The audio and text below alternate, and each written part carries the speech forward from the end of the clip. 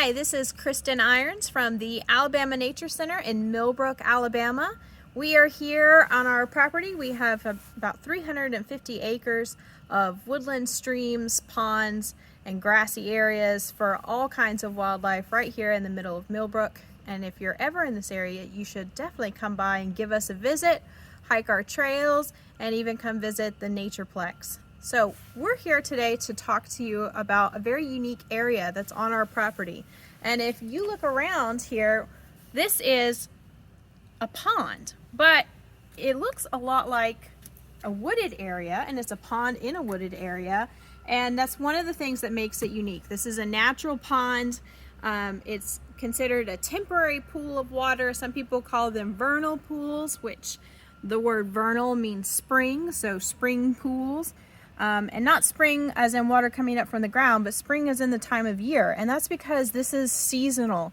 So it has a lot of water in it right now, but it doesn't have water in it all year round. And you can look at some of the trunks of trees and you can see little rings. And that's about as far as the water comes up to. And right now, this time of year, it is at its peak. And that's because the temperatures have been lower and the water levels have been rising because of all the rainfall, and there's not as much evaporation going on, and so this pond is at its peak. Now in the summertime, if you were to come in August, it would be almost bone dry. You might have a few depressions that were a little wet, and definitely the soils are very unique in that they hold a lot of water, but this will dry up in the summer. So that's why it's considered a seasonal pond. Now the reason we're talking about this is because it's a very important habitat to a lot of different animals. So if you think about typical ponds where there's water in it all year round, you might imagine things like fish and turtles and all kinds of things using that as a permanent habitat. Well, fish is one thing this pond doesn't have because it will eventually dry up. It does, however, host a lot of aquatic species when it does have water in it. So we saw some turtles over here earlier today. We've seen wood ducks come and they nest in areas in the woods and cavities in the trees or holes in the trees. And we even have a wood duck box out for them to nest in. And so while there's water here, their young can actually use this pond. It's a great nursery for a lot of different amphibians too.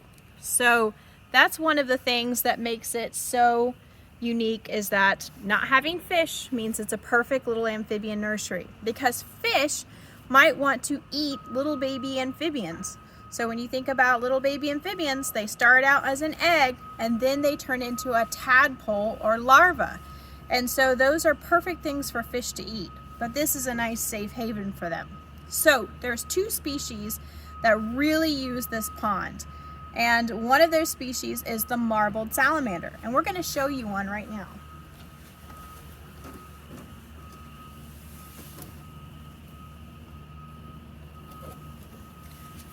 This is a marbled salamander. And this is actually a female marbled salamander.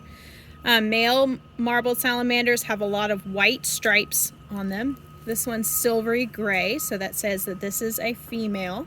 And females come to this area when it's dry, usually about October, and they find little depressions and they go underneath logs and leaf litter, and they will actually look for mates. They'll mate and lay their eggs.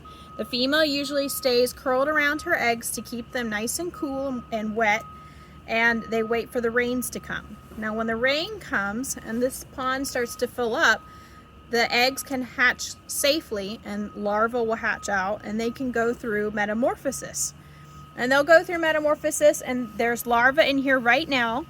So eventually they'll grow their legs and they'll lose their gills, and they won't be able to breathe in the water like that anymore. And their lungs will develop and they will go on to land. And adult marbled salamanders like to go into the forest. They never go too far away from these wet areas, but they'll go into the forest. They'll find a nice log to hide under where it's nice and cool and dark, and they'll eat lots of bugs. And then when they're ready to come back and mate and have their own eggs, they'll come back to this exact same place at the same time of year. That's why something like this is really important, because this is the only place they've known, so this is their breeding grounds. Another animal that uses this area is one that you might be able to hear calling in the distance. We've scared them all, but trust me, it doesn't look like it, but there's actually hundreds of these individuals around us right now, and that is chorus frogs. Chorus frogs are winter breeding frogs, and they like to come out here, and the males will perch on some debris like a leaf or a log or something like that, and they will sing to their heart's content. And when they're singing like that, they're trying to attract mates, and they're looking for other females, and they'll eventually lay their eggs in this pond, and those eggs will be able to hatch out in the water and go through metamorphosis. And then by the time summer comes and this is all dried up, the chorus frogs will be through their metamorphosis, and the marbled salamanders will be done with theirs, and they can all leave the pond and go find some terrestrial habitats. We've actually got some chorus frogs eggs to show you today. These are an egg mass that we saw, and frogs actually will lay their eggs in clumps like this. Toads lay them in strings, and if you look at those little black dots, those are little tiny baby tadpoles of the chorus frogs. And so they'll be able to hatch out, and of course they have these gooey eggs. Unlike bird eggs, which have nice hard shells to protect them, these are gooey and they're meant to float in the water. And so it's hard to tell, if you didn't know what you were looking at, what that is, but it's actually an amphibian egg mass. And so these are little chorus frogs. So that is some things that are going on here at the Nature Center in this time where it's late winter, early spring. There's a lot of changes happening. You can hear the chorus frogs calling in the background, and they'll continue to call even up through April if we're lucky. Or at least these eggs will continue to be hatching out through April. I think they're getting used to us being here because they're getting louder and louder as the ones around us get braver and start to call. So I hope you can come out and visit us sometime, and have a great day. Thanks.